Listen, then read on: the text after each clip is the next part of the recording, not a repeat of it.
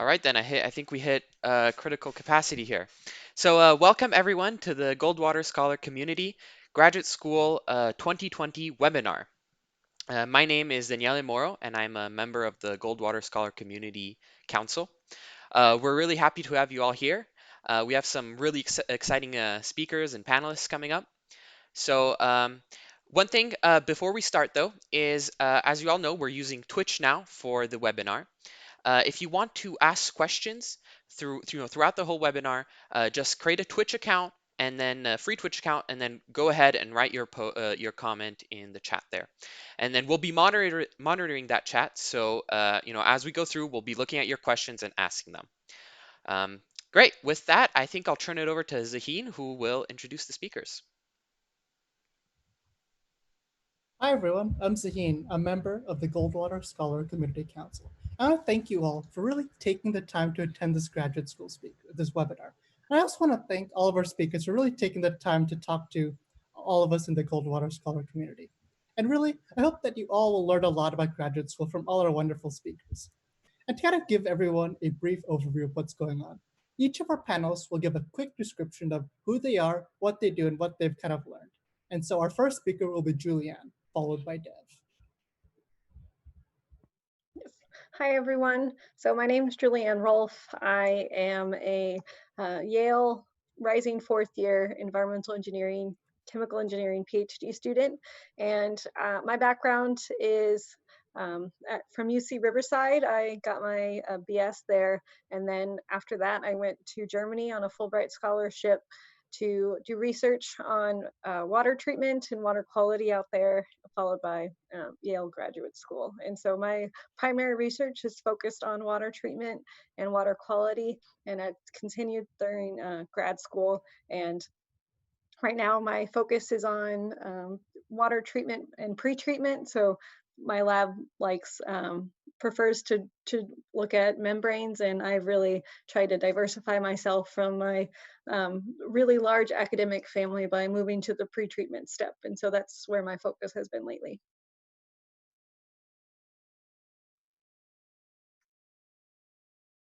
Great, Dev, next. Hey, my name is Dev. I'm a second year grad student here in applied math at Princeton. It is very boring here, especially in New Jersey. So I hope that everyone is doing well. And I appreciate having an opportunity to talk to everyone about grad school. I was an undergrad at Duke, where I studied math and CS. I graduated in 2018 and immediately went to grad school. In particular, I'm interested in dynamical systems and machine learning. And although it kind of sounds like those two things don't have a connection, I think that there might be. If I'm right, hopefully I'll graduate in a couple of years. If I'm wrong, it might take a little longer than that. But overall, I really enjoy being in grad school. I think one of the most important things for me is finding a sense of community and being surrounded by people who also enjoy learning things and being able to hold on interesting conversations. And more than anything, I really appreciate just learning about even my roommates' research, my lab mates' research, and just all the other people that I interact with to see what they're doing. And I will say that I've never more acutely felt how little I know about the world. But if anything, I've gained a true appreciation for both the scientific process and the scientific method, but the diverse ways in which this process can be applied. And so I hope that for all of you interested in science, which hopefully everyone here is, you'll also find the same thing if you decide to pursue grad school. Hey, thank you, Dev, for that great intro. Okay, Lewis, you want to take it from here? Sure. Hi, everyone. I'm a rising second year student in the joint program between MIT and Harvard Med. It's a very long name, but the actual major is biomedical engineering, but the full name is medical engineering and medical physics. Still not entirely sure what that fully means, but we'll eventually figure it out. And in that program, I'm on the biological engineering PhD track at MIT. And it's definitely been a fantastic journey, being able to see the med school side of things by taking the classes with the MD students, and then also really getting the hard technical education. So I did not come into MIT thinking I was going to join the lab. I ended up joining, and I say that because a lot of my journey has been pretty serendipitous. So I uh, reached out to one of my co-advisors, and he ended up putting me in touch with the other co-advisor who I work with mostly now. So that was pretty serendipitous. And then just how I ended up getting to grad school.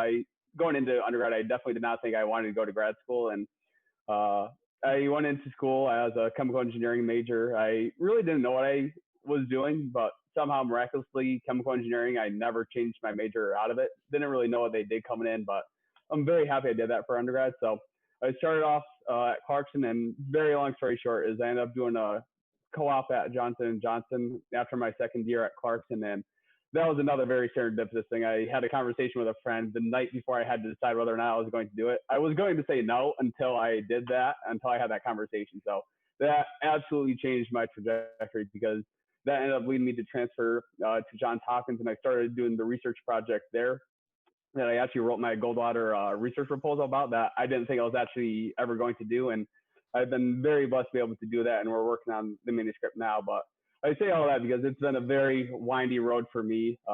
Without doing transferring, I definitely don't think I'd be in the opportunity I have now. So that's it in a nutshell for me. Oh, thank you, Lewis, for that also awesome intro. So now, Ethan. Hey, I'm Ethan. I am a rising third year pure math PhD student at UC Berkeley. I went to undergrad at Northwestern, where I started off majoring in electrical engineering because I liked math and science, and I thought that's what you're supposed to do.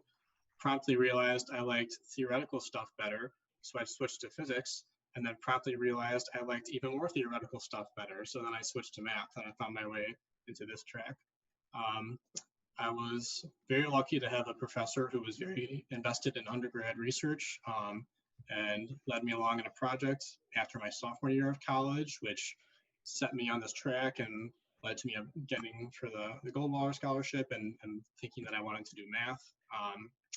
And then, like a lot of people in my program, I just knew I wanted to do math, but math's a big wide open world that takes years to even understand a little bit of. So I applied for grad school, not really knowing what kind of math I wanted to do.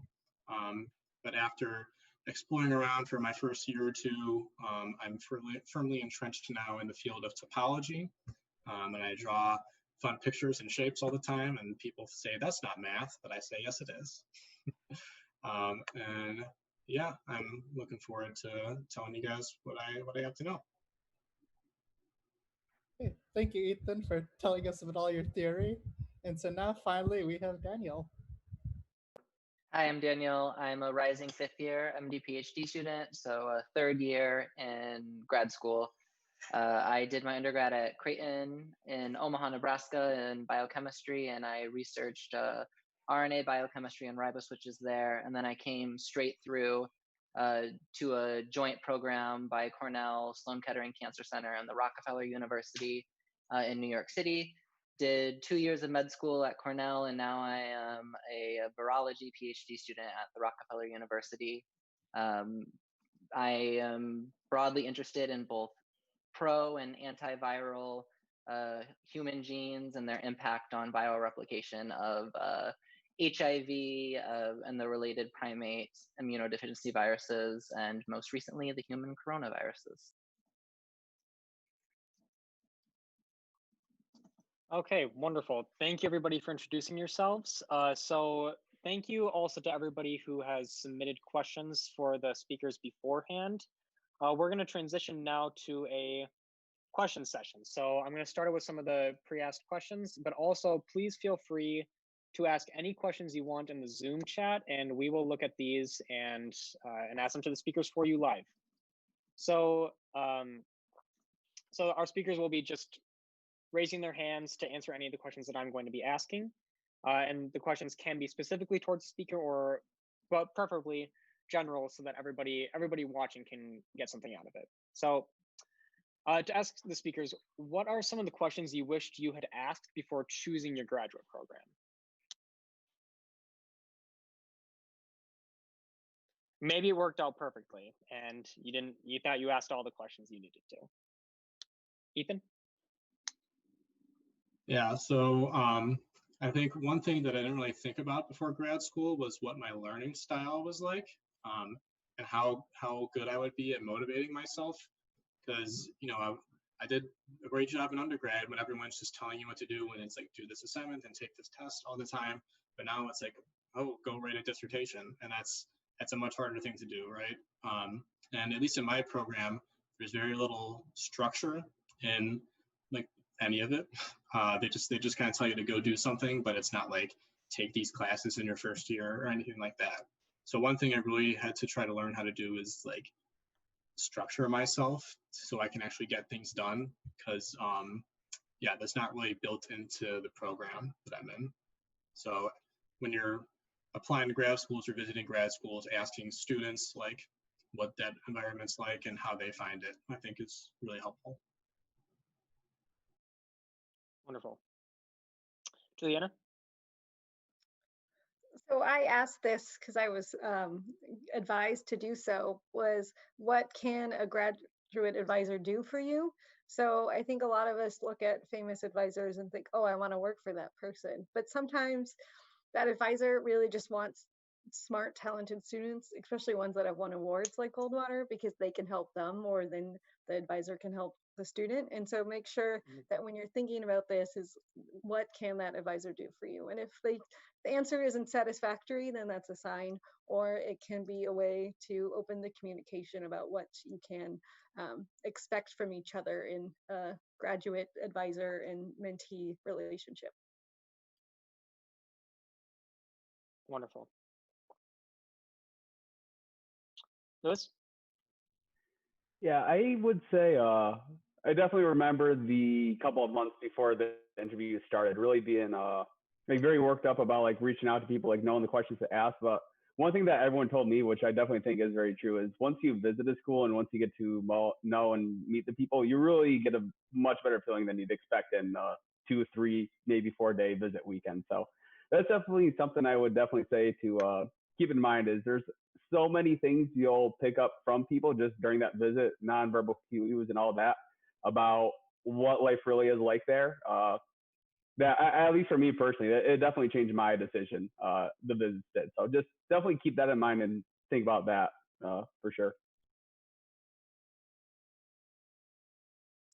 So this wasn't applicable to me, but I would say if you are applying this year, especially if you're doing virtual interviews this year, I would ask students how the program handled coronavirus, because that is very telling, because it was a very stressful time for graduate students, and it will be very telling to see how the department and the university are able to handle very stressful times in graduate life. And also the diversity issue with all these protests. I think many schools have responded well and many have not. So definitely ask, especially the department, because my department is very slow to respond. And I think it's really telling that like whether they care or who's in leadership, if they care.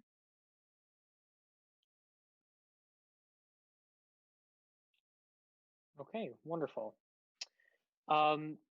Okay, I'm gonna go to a different question that was asked beforehand. So clearly all of you been very successful. You're in top graduate programs, but I think we all at some points feel imposter syndrome, feeling like we are not quite as great as everybody thinks we are. Maybe some of you just know you're wonderful and you don't feel the imposter syndrome, but for those of you who do, how do you go about getting over it?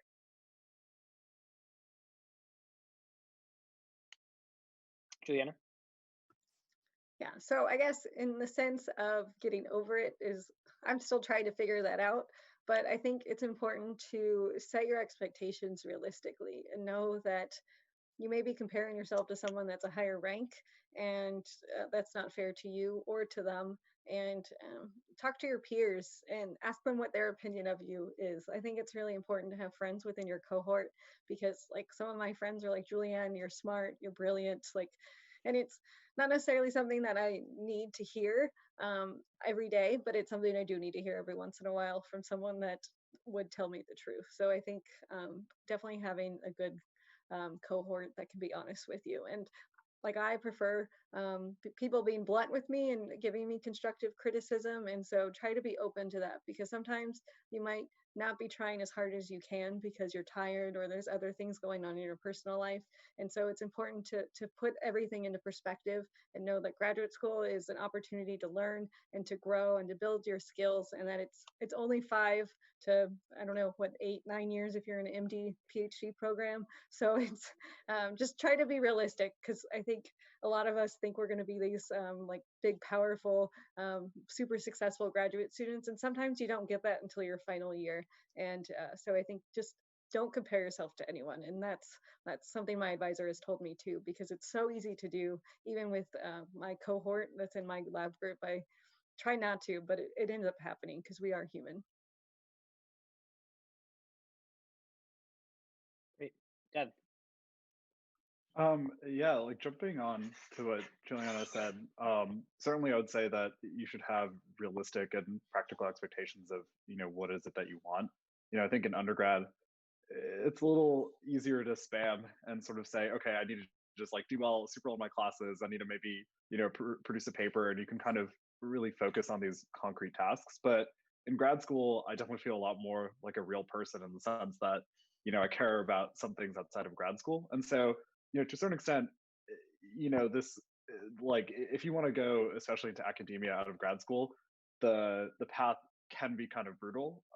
And so I think if that's something that you want to do, you should mentally prepare yourself for what that's going to look like. And personally, what I've ultimately decided is that I don't want to go into academia. I want to go into industry.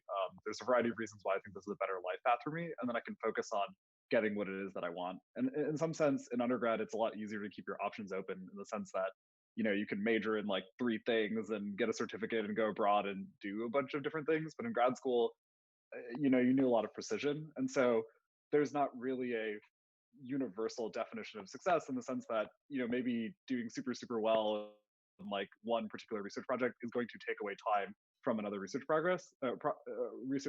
And so you need to know exactly where to prioritize, what you want to succeed in, and recognize that, like, yeah, like if you want to be super aggressive about grants, that's going to take away time, for example, in like writing a paper or something. So you want to know exactly what it is that you're succeeding at, and what you're trying to do. Wonderful. Lewis.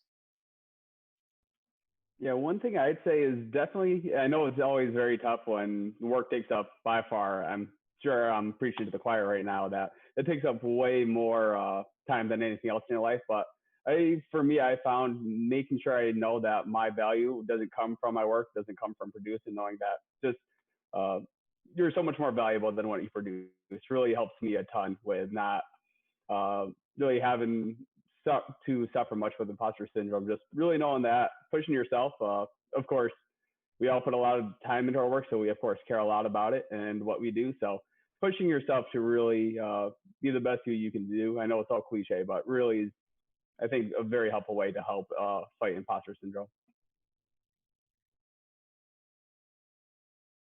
Wonderful. Okay, so we are going to move on to a question that was asked on the Twitch stream.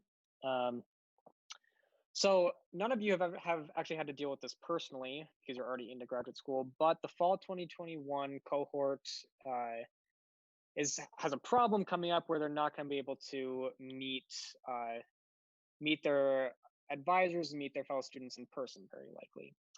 So what's your advice for how to go through that process well and get the most out of it? Obviously, speculating at this point, but we figure you guys will have some good advice. Dev? Yeah, actually, so in some sense, I don't remember exactly who already said this, but a 3-day visit isn't going to tell you a lot about the school to begin with. So honestly, like, I don't know if the visit should even be that influential anyways. What I would say is that, I'm assuming if you're applying to grad school and if you're considering schools, you probably had some trusted faculty in undergrad to talk to. And for me, the most influential factor was talking through my undergraduate advisors to see, which schools they thought, could be a good fit, which faculty might be a good fit for me to work with, and which, what type of research projects I should take on based on their knowing of me for like 3 or 4 years. So I wouldn't, it's unfortunate because going on grad school visits is fun. You get to travel and meet the people that you're going to meet. But besides that, I wouldn't put too much stock into necessarily what you see. Obviously, talk to the faculty that you might want to work with, get a sense. But it's very easy to, I don't want to say misrepresent, but it's very easy to sort of like put your best foot forward for 30 minutes in a conversation, and maybe mask some other things that could be problematic in the future. So rely on the faculty that you already trust and students that you trust who've known you for a while. Julianne? Yeah, I'd say if you are entering this fall, that you should make sure to take advantage of all the opportunities to meet people. So I know that at least at my school, we're having like an orientation style. At least some of it will be via Zoom. I don't know if they're going to do everything electronically because Connecticut cases are still going down, but try to take advantage of those. And one nice thing is some of us as scientists and engineers were introverts, and so it gets really exhausting doing all the orientation for the full week. And so be appreciative of that if you're an introvert, because you won't get worn out. You can just turn off your computer and go rest or do something else that that isn't as exhausting as interacting with people. So I think in some ways there are benefits, but I think try to take advantage of it. And with the advisor, ask to attend group meetings and ask to like what if there's any group socials that are happening. Like many of the people in my department, they're having socials over Zoom. If even like take the initiative and plan something with your cohort. There are many opportunities, and there's a lot of social distancing opportunities just within your cohort. And so just take advantage of everything as long as you're willing and comfortable in the situation, because with the COVID era it can be a little scary sometimes, but just take advantage of what makes you comfortable. Wonderful. Daniel, you had your hand raised. Yeah, I was just going to echo, I guess, both things.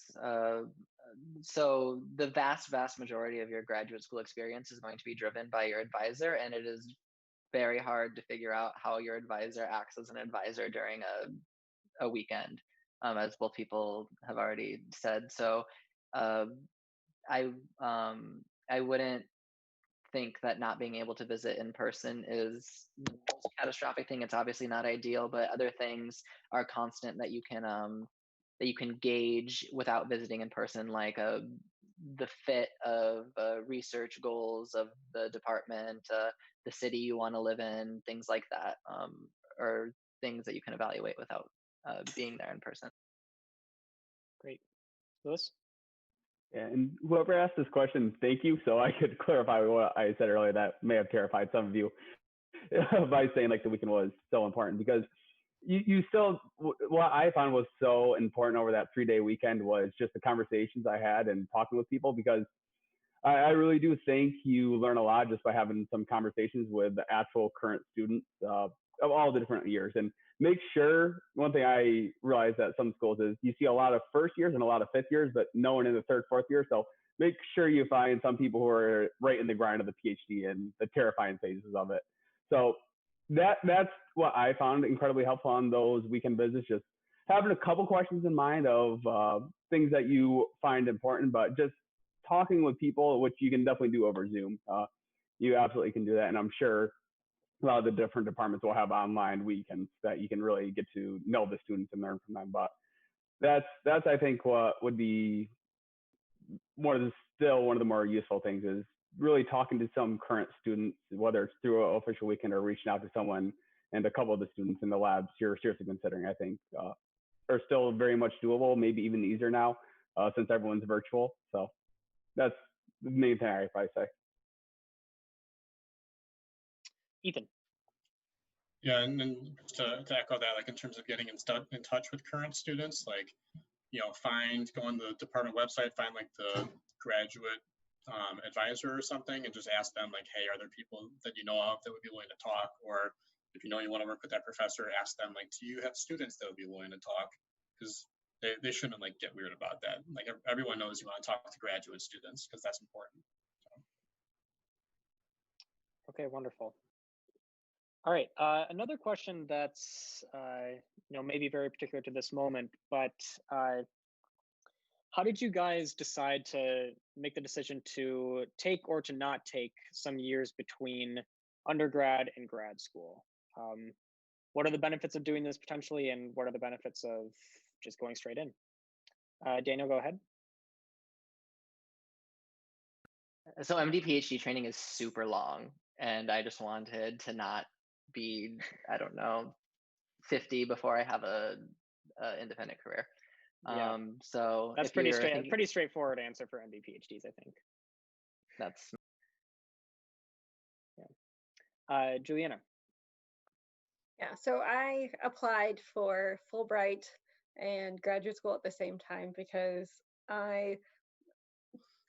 where I grew up, like people pretty much stayed in California because it's awesome. Everyone says it's an awesome state, but I really wanted to grow as a person because I lived with my parents all throughout college, and so I wanted to get that experience. I did take summer internships that were other places, but for me, it was an opportunity to both do research that expanded my skill set as well as allowed me to grow as a person. And I think there were many benefits to doing the program. There are also a few consequences as well. And I think overall I grew as a person, and I think it was an amazing experience that that was able to also look good on a resume. So there are opportunities for you to do these programs, and even some of my peers in the Fulbright program, and because I went to Germany, they got their masters while they were there, and so you learn that there are many like education in the US is extremely expensive, and some programs they require you to pay for your master's, but in Germany it's so much cheaper so that even doing a master's abroad could actually pay off in the long run. Mm-hmm. Wonderful. Lewis. Yeah, for me, it was pretty easy because I took a year off in between sophomore and junior year of college, so that was kind of my gap year. So I definitely have found that helpful having 6 months experience in an actual industrial position. Which if you have internships, you have that experience as well. So that's what I found helpful. Just at least seeing what life's like outside of academia early on was helpful. But like I said, internships also give a good experience there. Great.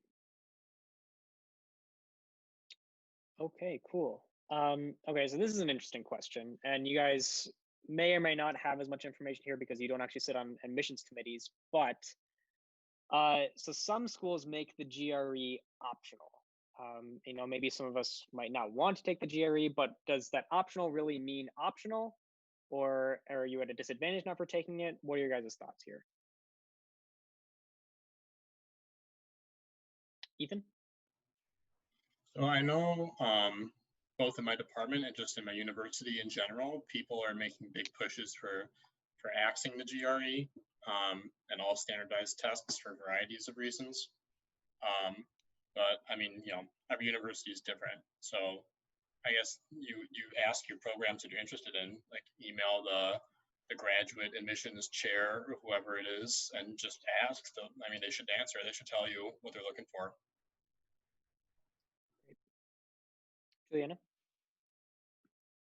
I've also noticed that older faculty tend to prefer the GRE because I think it's a way to standardize people from different universities.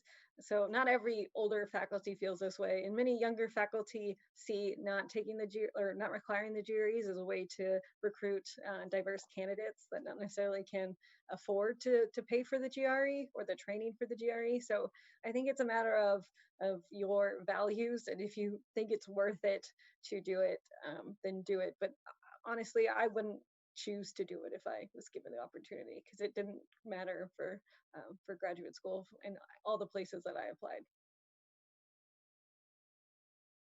Daniel?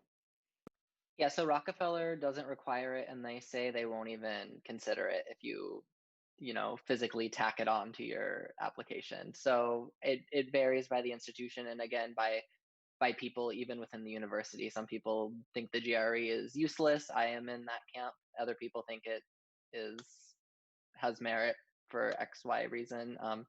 It's kind of a polarizing issue, actually. I think more people don't think it's useful than think it's useful, but I don't that's just my perception of what I think people think. Deb. So one thing that I would say just generally is that my experience with dealing with administration and the staff is that most people are actually pretty straightforward, and in some sense they're genuinely looking to make this fair and I shouldn't say inclusive, but at least like a fair process. They do actually want people to come to the school. So super honestly, I would just say you should ask a school's like administrator or find like a program coordinator. Like I don't think they would lie to you. So if you send an email saying, hey, I saw this is optional, would you recommend or not recommend? They will give you an informed opinion. They know the faculty, they know how people feel, how people think about these things, and they're generally pretty friendly and receptive to these types of emails.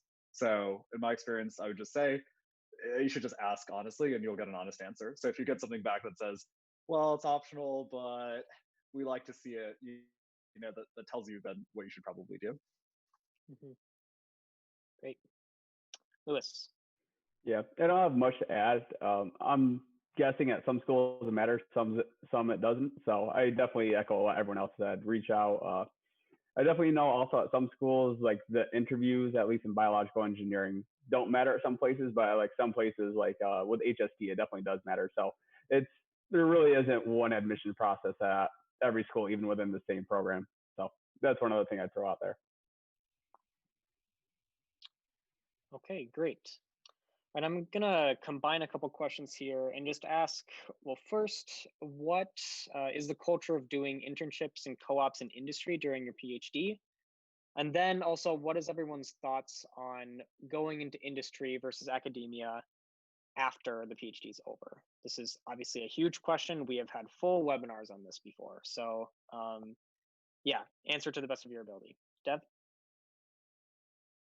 So certainly I would say that, unless if you have a very concrete plan of what it is that you want to do in life, in undergrad, if you still have the time, you should take this opportunity to explore a little bit. So I did research for a summer. I went to, 2 different industry internships over my other 2 summers. And it gave me a fuller picture of the things that I really enjoy doing. And for me, coming to grad school was about refining my skills, refining my interest in applied math, and also learning things that I definitely didn't have the opportunity to learn in undergrad. What I've decided upon is that ultimately industry will give me the chance to do things that I really care about. So I want to have a very practical impact in the world, and I also like working in industry. I like the lifestyle that it affords. I like the flexibility. For example, in academia, if you get a faculty offer, you basically just have to go wherever you get this offer. And for me, I value family. I want to, raise kids, and those things can be kind of trickier going into academia. So for just a variety of factors, it turns out that I really enjoy work that I've done in industry. I think grad school will help a lot for what I want to what I actually want to do afterwards. And I found that academia just isn't the right fit for me in terms of both the work and the lifestyle. But the only reason I know that is because I've done research. I'm in grad school, but I also did industry internships to see what industry would look like. So I'd strongly recommend, even if you come to grad school, to take at least one summer or at least a semester or something like that to go into industry and see, what that experience is like. Even if you're doing something that seems wildly impractical and maybe has no connection to reality, you can always find, some practical thing to do. Great. Daniel? So I also think this is kind of something that varies by institution. It's at some institutions it's like a taboo topic to think about going into industry. I think my program is actually very welcoming and supportive of people going into pharma or biotech or something after, because it's just quite literally impossible for every single person who goes to graduate school to get a tenure track job. There's 2 very math people here getting PhDs. The math just doesn't work out. So I don't know specifically about internships, but I would say that I don't think it makes you less of a scientist to leave academia and do industry or biotech or a startup. Awesome. Julianne? So I will echo that many schools, especially the faculty, don't like their students going into industry because it prevents them from becoming more famous. And so faculty like their egos. And so I would just be cautious of looking at where the faculty you're interested in have sent most of their students. A lot of faculty have websites that show where their former students are. And I know I was looking at several different faculty, and most of their students went to industry or government, and some went mostly to academia. So I would say definitely do your research. But another thing that's really cool is research hubs. So I think they're ERCs, and some of those actually have collaborations with industry. And so they provide industry connections and opportunities for internships. And so even if your faculty isn't necessarily for you doing an internship, because that means you can't work for them during that time, you at least have the opportunity to take it, and there's funding opportunities. So look at schools that have those. I know there's many in different fields within STEM. So you have a lot of opportunities being interested in STEM to find those opportunities. And so definitely take advantage of them if you're on the fence about going. I know I've definitely gone through roller coasters of I'm going to be a professor. No, I'm not. And I think it's okay to do that while you're in grad school, and it's okay to step out and take the chance to do something else, because it's advice I actually got today from a dean of engineering is always plan to go into academia when you're in grad school, because that's the hardest position to get, and you'll be much more productive in terms of papers, and you never can go wrong with publishing more for any of the other jobs. So if you are on the fence, at least make sure you plan for academia, because it's much harder to go back and gain all those skills and increase your number of papers when you're 6 months out and you're like, oh shoot, I want to be a professor. So definitely just plan for that, whether you're on the fence or not. Wonderful. Lewis. Yeah, one thing I'd add for the first part of that question is how open are like the cultures at schools. I'd say if you really are interested in doing an internship, the more important question to ask is what is the lab's culture? Because it ends up being your PI who makes that decision whether or not you can go on an internship. And I know I still am very much undecided whether or not I want to go into like a startup biotech route or go into academia. And I was very honest on all of my interview weekends about that. And a couple of the PIs I was talking with, they told me that they'd be very supportive of it. So they're definitely, if that definitely is you, I definitely highly recommend, and you're like very set on wanting to do an internship and you know you definitely want to do that during the PhD, definitely bring that up with the top PIs at the schools you're considering. I'd definitely recommend. All right, great. Okay, moving on. So again, I'm going to combine a couple questions here. So just asking generally about what is sort of the most important parts of a grad school application. One question was how important was the Goldwater Scholarship in your grad school application process? And also another was how important are connections that you have with potential advisors, with universities when you go through the process. And of course, we don't necessarily know this because none of you guys sit on admissions councils, but give us your thoughts on what's the most important thing that goes in. Dev?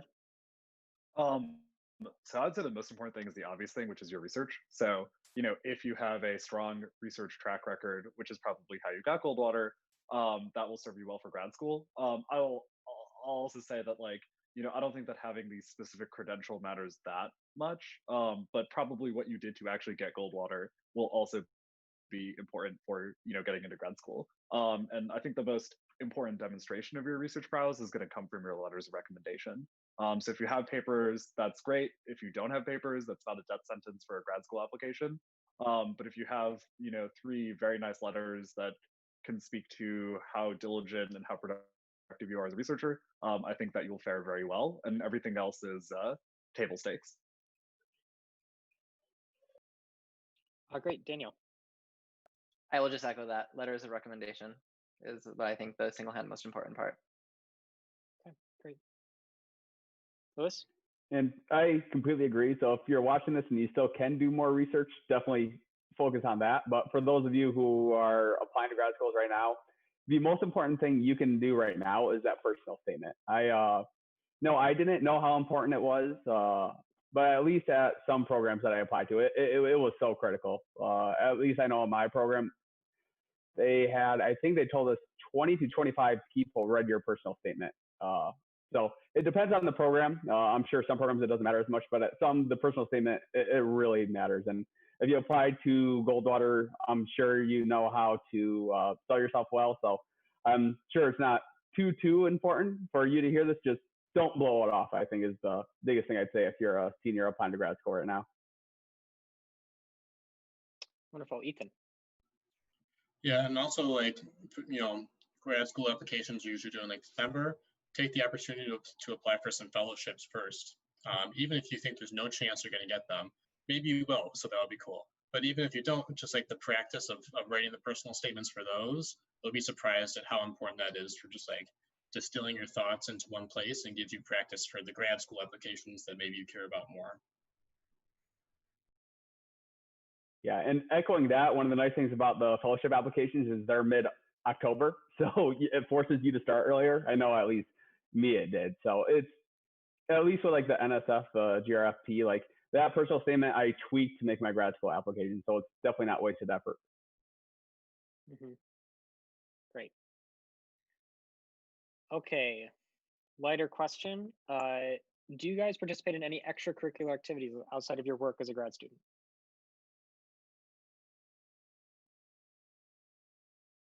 Julianne. Yeah, so I am a Yale intramural champion in softball. I'm terrible, but it's a lot of fun.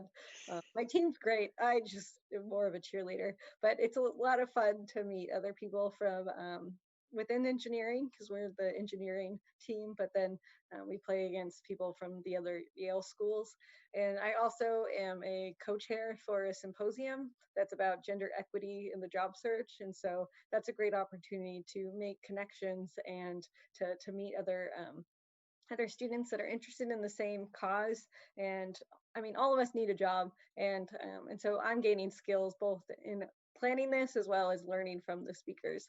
And I do a lot of other things, like I'm on the student council and part of the Title IX board. And so I do recommend that you think about the time commitment of all of these, because some of them do take more time. And so I pull back when other things take more time on others. So just shuffle around your time well across the academic year, because one thing that my advisor told me is to really have a balanced life and to not just focus on graduate school. He really, like, even my advisor encourages people having families and getting married, and so not everyone is like that. And so if that is your goal within graduate school, just be prepared and talk to your potential advisor during the process, because like Yale makes it super like enticing to even have a kid. Like, I'm not in a relationship or want a kid right now, but like I'm like, it's cheap and it's like, and they even pay you more. And so I think some schools will have really great opportunities. So having a family can even be its own or extracurricular. Great answer. All right, Dev. Oh, actually, for the interest of time, I agree with what everyone said. So Okay. Never mind. Yeah. All right, cool. Dev, I think you might have said in the last webinar that you do swing dancing. Is that true? I don't do swing Wait, dancing. no, I'm unfortunately, confusing you with somebody but I'd else. love I'm to. so sorry. I'd love to learn how to do swing dancing. I'm so sorry. Totally my bad. Okay. Different question about letters of recommendation. So do we? Yeah, the question is sort of how should they be distributed? Should they be all coming from research advisors? Is it okay to have some from a professor who taught you in a class who might know you better than someone who advised you during research? Just what are your opinions on how we should be choosing our letter writers?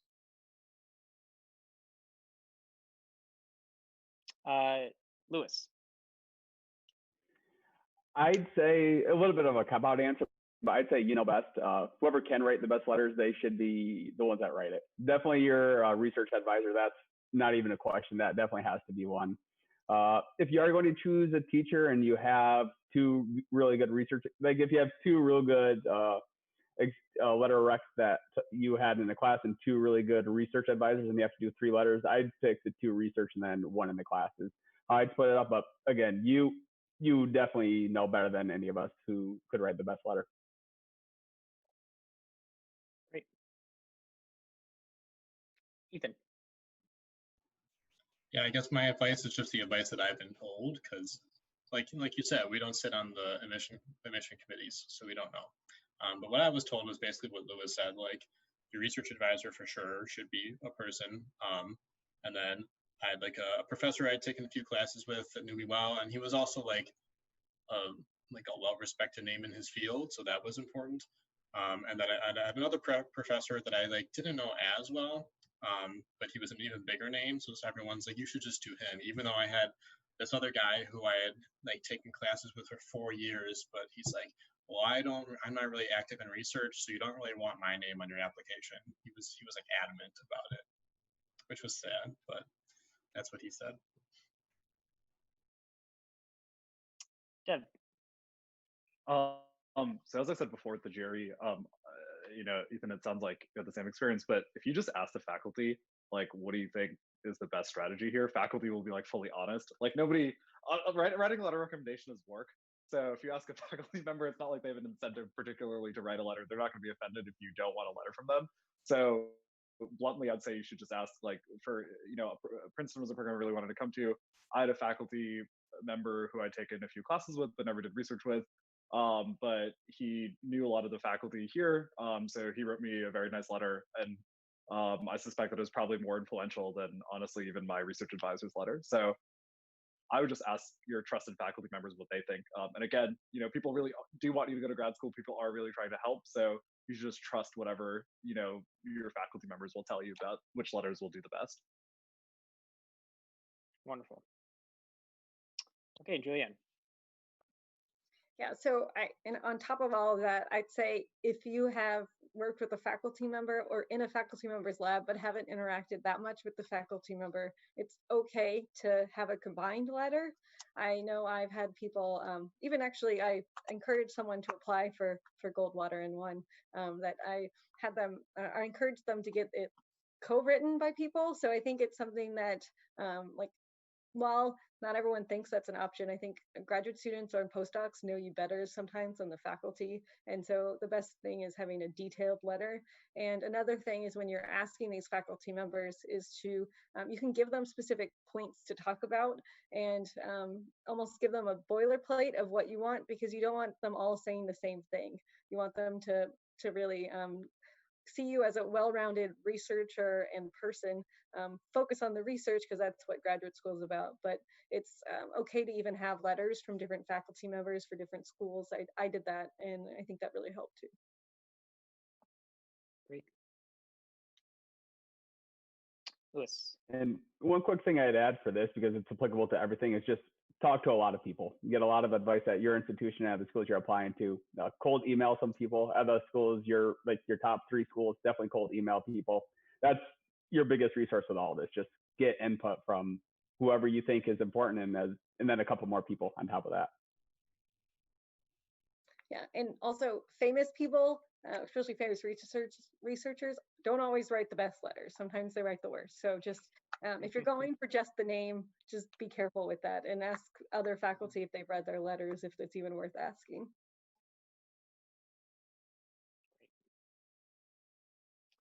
Okay, so this might not necessarily apply to everybody, but if you came from an undergraduate background that's different from what you studied for your graduate degree, how might you address this in your grad school apps and interviews? I'll extend it a little bit just to say if you maybe aren't entirely certain, if you haven't necessarily done research in what you're thinking about doing for grad school, how do you go about navigating this in the application process? Daniel? I don't think anyone expects you to like do your graduate training in what you did your undergraduate training, and I don't think there's a hard like limit of if you can't do you can't switch a little bit. In fact, I think it's almost encouraged, and a lot of times what you think you're going to do when you go to graduate school is really not what you end up doing. I wanted to do cancer biology and I ended up doing molecular virology. Very different, and that's fine. I don't think they're looking for a I don't know. A lot of times, I think when you're applying, you think that they want like a 10-year plan or a 20-year plan from you, and it has to be like you stick to that. And I think faculty know that research interests change, especially when you do different rotations in different labs. You adapt, and it's normal to discover that you actually are more interested in something else. Great, Dev. One thing I will say though is that, especially, so I don't know how it works in other fields, but in the quantitative sciences, so think like stats, math, physics, and CS. Generally though, there is like a common set of knowledge that you are expected to understand, and you'll have quals that you have to pass, you have higher level classes you'll have to take. So I think I guess it becomes a question of the degree that you feel like you're switching into. Like certainly the research that I do now is not any research that I've ever done before, but the tools that I'm looking at, for example, for me, I'm looking at things that involve probability and things that involve, basically diffie-qs. I had to have had a background or some foreknowledge coming in before I could just jump in and start reading papers and, be a productive research contributor. So I would say that, I think switching is totally reasonable as long as it's something that you feel like will be in your wheelhouse. Like you don't have to start from like a 101 class in that field, because I don't think that it'll be successful for you to efficiently finish grad school that way. Yeah. I should have prefaced this is, I'm speaking for the biomedical sciences.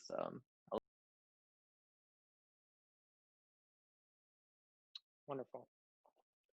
Okay, so we've only got about 5 minutes left, so just 1 or 2 questions left. So you're all at pretty prestigious institutions for your graduate degrees, but we were wondering do you have any recommendations if we were interested in maybe finding less well-known graduate schools for our specific field, because sometimes the schools with the best reputations might not be the best fit. So how do we go about finding the best fit, even when it might not be the most reputable school? Dev? Very bluntly, I would say follow the money. Like you don't want to find yourself in a position where a school can't guarantee funding or puts on onerous restrictions on how much you have to teach or what you're gonna have to do. So I will say that there is a strong advantage, especially right now with Corona, to going to a school that has funding guarantees that they'll put in writing. So I don't think that there's anything that says that you have to go to XYZ school. But, surprisingly, or maybe unsurprisingly, I would say that the most important thing is what schools are willing to put about funding and writing, because it says, what their commitment is to your program and how seriously they take this. So don't sell yourself short. You're worth being funded. You're worth, doing your research in, with all the facilities and tools that you'll need. And you shouldn't sell yourself short. So I think finding a school that may not have the brand name of other institutions is totally fine, as long as it's a program that's established and has actual funding for you, both in terms of paying you, a reasonable amount of money, giving you things like health insurance, and also making sure that they'll be able to buy you the equipment and tools that you'll need to actually do your work for 5 years. Wonderful. Daniel? Yeah, I would go even further and say I would never go to a PhD that was not fully funded. There's just, I don't know, there may be, I don't know, if you're independently wealthy, that's fine. But but all else things being equal, consider these things, consider guaranteed funding, access to core resources, commitment to you. But I wouldn't say, I think everyone, like, I wouldn't say if, there's an Ivy League that has no research interest that you're interested in, and then there's a big state school or something like that that has a perfect alignment with your research interests. I would go to the big state school, because at the end of the day, it's the passion that's going to get you through the PhD, not the name alone. Great. Julianne? Yeah, and on top of that, I would say funding for equipment is extremely important. And I know, like, just as an example, I know MIT, for like the same department, which chemical engineering, they don't have access to some of the equipment we have here at Yale. And so they go to Harvard for a lot of their equipment. And so I think it's important to know, like, some of these analytical techniques and that are really expensive are the downside of going to a smaller school or a school that doesn't prioritize funding in those issues because you don't have access to them. But another thing to bring up is if your smaller school is part of an ERC or a research hub, you could have access to those equipment through that research hub. So it doesn't necessarily need to be from the university that you're a part of, but as long as there are collaborations, or your advisor at a smaller university could be from a larger university, and so they have a connection that way. Or if the university is in like a city that has many universities, there could be opportunities to get that equipment. But I think if you're doing research, you don't want to be able to be required to make systems that are easily available at other schools, because it just takes up so much time and it's a waste of energy too.